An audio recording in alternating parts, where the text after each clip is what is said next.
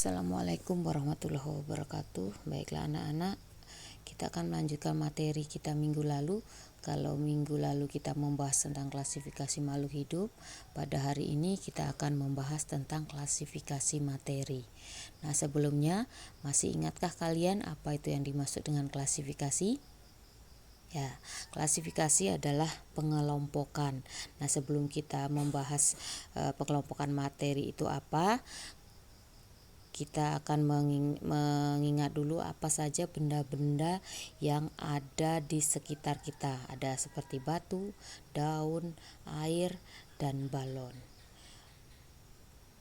Semua benda tersebut itu bisa disebut dengan zat atau materi. Nah, apakah itu zat atau materi? Materi adalah segala sesuatu yang menempati ruang dan memiliki massa. Klasifikasi zat berdasarkan wujudnya dapat dikelompokkan menjadi 3. Yang pertama itu adalah zat padat yang memiliki karakteristik atau ciri-ciri sebagai berikut.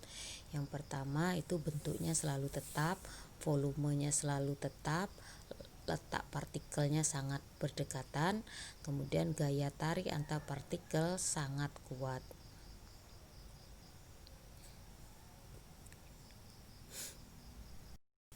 Kalau digambarkan partikel zat padat seperti pada gambar di samping, itu adalah susunan partikel zat padat karena letak partikelnya sangat berdekatan sehingga bentuknya seperti bola-bola berbaris, kemudian gaya tariknya antar partikel sangat kuat.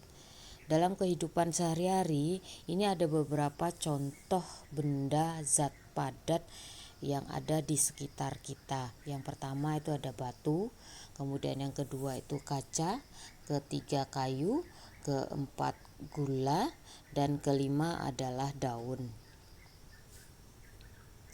Kemudian yang kedua zat cair. Zat cair memiliki karakteristik atau ciri-ciri yang berbeda dengan zat padat.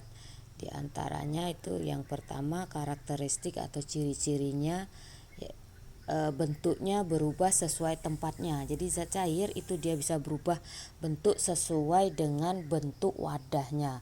Kemudian yang kedua volumenya tetap. Kemudian ketiga letak partikelnya renggang, sehingga karena partikelnya renggang dia tidak memiliki gaya tarik antar partikelnya lemah. Kemudian kalau digambarkan susunan partikel zat cair itu seperti pada gambar, jadi dia berjarak sehingga gaya tarik antar partikelnya sangat lemah atau tidak saling tarik menarik. Contoh benda zat cair yang ada di sekitar kita atau yang ada di sekeliling kita, contohnya itu yang pertama ada air, kemudian ada madu, dan masih banyak lagi yang bisa kalian buat contoh. Kemudian yang ketiga itu benda atau zat gas. Zat gas ini memiliki karakteristiknya yang pertama bentuknya berubah-ubah. Kemudian yang kedua volumenya juga berubah-ubah. Kemudian letak partikelnya ini sangat jauh atau sangat berjauhan dibandingkan dengan zat cair dan zat padat. Kemudian gaya tarik antar partikelnya itu sangat lemah karena dia sangat berjauhan. Gambar susunan partikel zat gas dapat dilihat pada gambar di samping. Dia sangat jauh jaraknya sehingga tidak terjadi gaya tarik antar partikel. Dalam kehidupan sehari-hari ini ada beberapa contoh benda zat gas yang bisa kalian temui. Yang pertama itu adalah asap dari pabrik atau asap kendaraan bermotor boleh, karena asap itu merupakan zat gas. Kemudian ada uap air panas ketika kalian merebus air, itu akan terlihat uap air panasnya. Berikutnya itu adalah perubahan wujud gas. Perubahan wujud gas itu ada karena zat tadi dibedakan menjadi 3, yaitu zat padat, zat cair, dan zat gas. Ini ketiga zat tersebut itu akan mengalami perubahan. Yang pertama itu adalah benda padat atau zat padat itu bisa berubah menjadi benda cair atau peristiwanya disebut dengan mencair. Nah, biasanya di proses mencair ini benda padat tersebut bukan melepaskan tapi menerima kalor karena dia dipanaskan sehingga mencair. Kemudian zat cair itu akan membeku menjadi zat padat, atau prosesnya itu disebut dengan membeku karena dia melepaskan kalor itu dengan cara didinginkan, ya. Kemudian yang berikutnya, peristiwa berikutnya itu adalah benda cair itu bisa berubah menjadi benda gas itu dengan cara dipanaskan. Nah, peristiwanya itu disebut dengan menguap. Zat cair menjadi gas itu disebut dengan menguap. Nah, di proses menguap ini dia menerima kalor.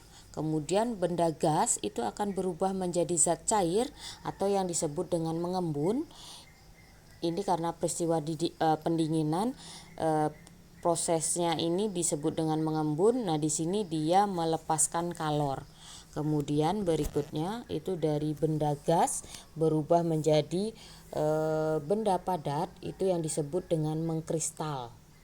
Kemudian benda padat menjadi benda gas, itu prosesnya disebut dengan menyublim. Nah, itu adalah proses perubahan zat dari benda padat menjadi cair, dari cair menjadi padat, kemudian dari cair menjadi gas, dari gas menjadi cair, kemudian dari benda gas menjadi padat, padat menjadi gas. Berikutnya adalah sifat dari zat atau sifat zat. Yang sifat zat itu bisa dikelompokkan menjadi dua, ada yang bersifat fisika dan ada bersifat kimia. Sifat fisika itu yang ciri khasnya itu adalah dilihat dari wujudnya, artinya dia hanya mengalami perubahan wujud saja. Nah, di sini ciri khas suatu zat itu dapat diamati tanpa mengubah susunan zat-zat atau komposisi. Jadi kemudian ciri-ciri fisika yang berikutnya itu adalah dia wujud zat, warna, massa, daya hantar listrik, suhu, dan kelarutan. Itu adalah sifat-sifat fisika zat. Kemudian berikutnya itu adalah sifat kimia, yaitu dia sifat kimia itu bisa menghasilkan zat baru. Ini bisa diamati setelah zat berubah menjadi zat lain, itu akan terbentuk zat baru. Kemudian yang kedua, ciri-ciri suatu zat itu dia membentuk zat baru yang sifatnya berbeda dengan zat yang sebelumnya. Jadi artinya tidak sama. Kemudian ciri sifat kimia itu adalah mudah terbakar, korosif, berkarat, mudah meledak, dan beracun. Itu adalah sifat fisika dan sifat kimia dari suatu zat. Kemudian perubahan fisika dan perubahan kimia zat. Perubahan fisika dalam kehidupan sehari-hari, contohnya itu adalah yang pertama, es berubah menjadi air. Es itu komposisinya sama, tetap air, kemudian dia berubah menjadi air juga komposisinya tetap air, yaitu H2O. Kemudian berikutnya contohnya itu adalah beras jadi tepung. Jadi beras yang kalian giling menjadi tepung itu komposisinya tetap sama, itu yaitu beras, hanya bentuknya saja yang berubah. Kemudian kayu jadi kursi, kemudian lilin yang meleleh itu juga sama. Kemudian perubahan kimia dalam kehidupan sehari-hari, contohnya yang pertama adalah kertas yang dibakar menjadi abu. Itu kertas komposisinya beda dengan abu, yang berbeda dengan abu. Kemudian yang berikutnya itu adalah buah yang menjadi busuk, itu komposisinya juga sudah berubah. Kemudian besi yang berkarat, kemudian ubi yang berubah menjadi tape. Contoh soal dalam pembahasan. Ibu membuat kopi untuk ayah. 1 sendok kopi bubuk dan 1 sendok gula pasir dimasukkan ke dalam cangkir. Kemudian dituangkan air panas setengahnya sehingga menjadi air kopi yang manis dan berbau harum. Ini adalah komposisinya.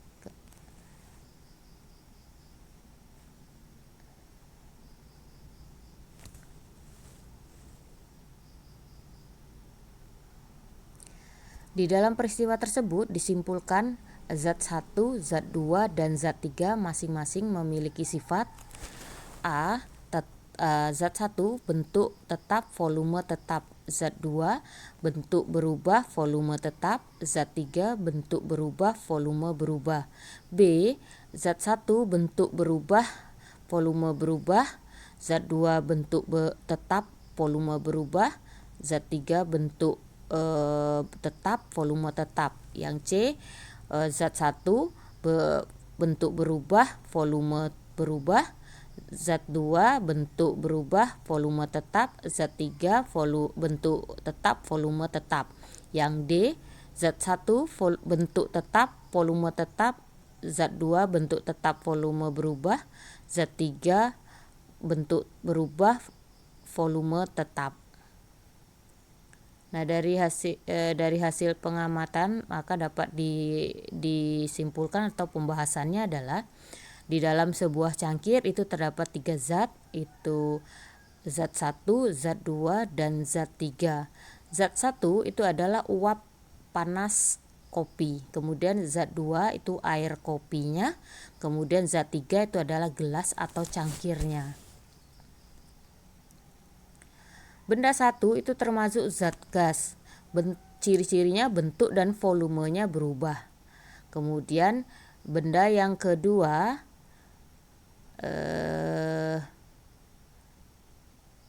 termasuk zat cair, itu bentuk berubah dan volumenya tetap. Kalian bisa lihat di ciri-ciri zat padat, zat cair, dan zat gas ya. Kemudian ciri yang ketiga, benda yang ketiga itu termasuk zat padat, bentuk dan volumenya tetap. Sehingga dari jawaban tersebut maka bisa dapat disimpulkan bahwa jawaban dari soal di atas itu adalah C. Zat 1 bentuk berubah, volume berubah. Zat 2 bentuk berubah, volume tetap. Zat 3 bentuk tetap, volume tetap. Kemudian soal yang kedua, perhatikan data hasil percobaan berikut. Didapat yang pertama, air dipanaskan akan menguap. Yang kedua, logam dipanaskan akan membara. 3, besi dibiarkan di tempat terbuka akan korosi. 4, garam dibuat dengan mencampurkan asam dan basa. Sesuai data tersebut, yang termasuk dalam perubahan kimia adalah A. 1 dan 2, B. 1 dan 3, C. 2 dan 3, D. 3 dan 4. Pembahasannya, 1, air dipanaskan akan menguap. Kemudian 2, logam dipanaskan air dipanaskan akan menguap. Itu adalah perubahan fisika. Kemudian yang kedua, logam dipanaskan akan membara. Itu juga disebut dengan perubahan fisika. Kemudian yang ketiga, itu besi dibiarkan di tempat terbuka akan korosi atau berkarat. Itu perubahan kimia. Kemudian yang keempat, garam dibuat dengan mencampurkan asam dan basa. Itu merupakan peristiwa atau perubahan kimia juga. Dari hasil pembahasan maka jawaban yang benar itu adalah D, yaitu 3 dan 4. Besi dibiarkan di tempat terbuka akan korosif, garam dibuat dengan mencampurkan asam dan basa. Demikianlah anak-anak.